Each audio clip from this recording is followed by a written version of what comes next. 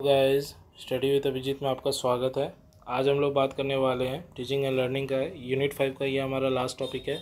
मैकलेलैंड acquire need theory या फिर मैकलेलैंड theory of motivation भी इसे कहा जाता है। इसमें इन लोगों ने मैकलेलैंड ने 3 पार्ट पे ज़्यादा ध्यान दिया। पहला पार्ट था आपका अचीवमेंट, दूसरा है एफिलिएशन और तीसरा है पावर।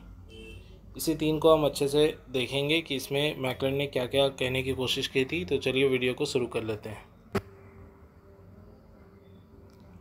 देखिए, मैकलेलैंड थ्योरी को लर्नड नीड थ्योरी भी कहा जाता है।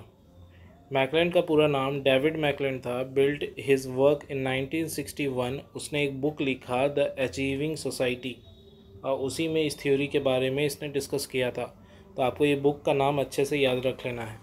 ही आइडेंटिफाइड द 3 मोटिवेटर्स। उसने 3 मोटिवेटर्स के बारे में बात की। ही बिलीव्ड, जिसमें इसको विश्वास था। पहला, a need for achievement, achievement का need. A need for affiliation, affiliation का नीड, यानी एक पर्सन को कुछ अचीव करना है, गोल्स अचीव करने हैं, तो पहला नीड उसका वो है। दूसरा, अचीव करने के बाद उसको लोगों के द्वारा एफिलिएशन मिलना चाहिए। तीसरा, अ नीड फॉर पावर, यानी कि एफिलिएशन मिलने के बाद उसे पावर भी मिलना चाहिए। पीपल, ये 3 नीड हैं according to McClelland. People with have different characteristic depending on their dominant motivators. different people के different dominant motivators हो सकते हैं।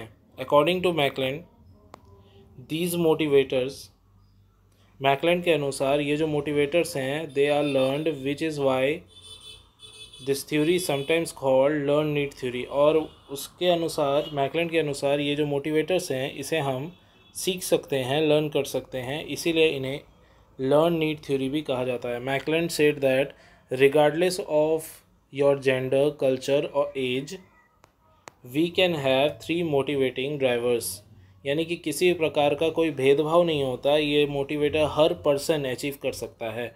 One of these will be our dominant motivating driver. This dominant motivators is largely depend on our culture and life experiences. यहाँ जो dominant motivators कहे जा रहे हैं वो वही 3 हैं।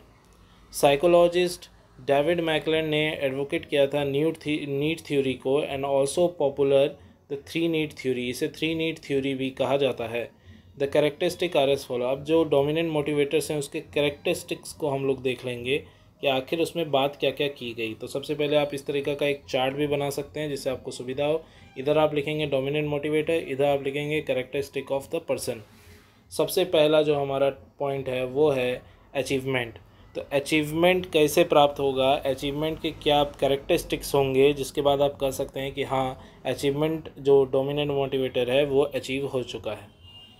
तो सबसे पहले, has a strong need to set and accomplish challenges goal, यानी जो भी गोल हैं आपका उसे पाने का एक स्ट्रॉन्ग नीड होना चाहिए। Take calculated risk to accomplish their goal, यानी कि उस गोल को प्राप्त करने के दौरान आप कैलकुलेटेड रिस्क लेंगे, ना कि ज़्यादा ना कम। Like to receive regular feedback on their progress and achievement. अब आप जो जो स्टेप लेंगे अपने गोल के तरफ, उसमें रेगुलर फीडबैक लेते रहेंगे कि आपके कितने प्रोग्रेस हुए, कितना आपको और मेहनत करने की ज़रूरत है। Often likes to work alone, और फिर आप अकेले से अपने से ही काम करना सीखेंगे, आगे बढ़ना सीखेंगे। तो ये सब तरीके से आप अचीवमेंट डोमिनेंट मोटिवेटर्स तक पहुंच सकते हैं। ये उसके कैरेक्टरिस्टिक्स हुए। सेकंड जो हमारा आता है वो है एफिलिएशन। सेकंड जो है हमारा वो है एफिलिएशन। एफिलिएशन के लिए want to belong to the group.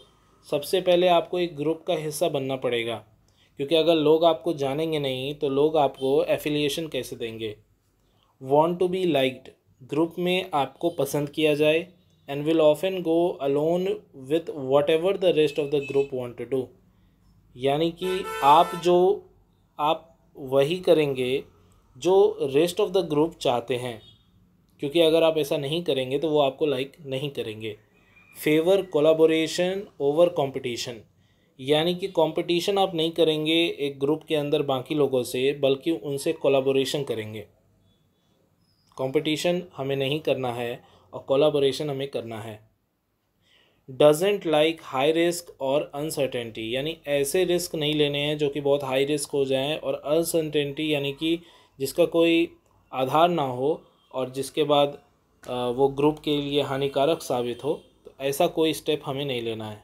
तो ये सारे स्टेप हो गए जिससे आपको एफिलिएशन मिलेगा with in the group. Third जो आपका पॉइंट आता है अब, थर्ड नीड जो लास्ट नीड हमारी मानी जाती है मैकलेलन के अनुसार, वो है तीसरा, power. Want to control and influence other, यानी कि पावर में आप पूरे ग्रुप को कंट्रोल करेंगे और दूसरों को इन्फ्लुएंस भी करेंगे। लाइक टू विन आर्ग्यूमेंट्स, कोई भी आर्ग्यूमेंट होगा तो उस ग्रुप में आप ही जीतेंगे,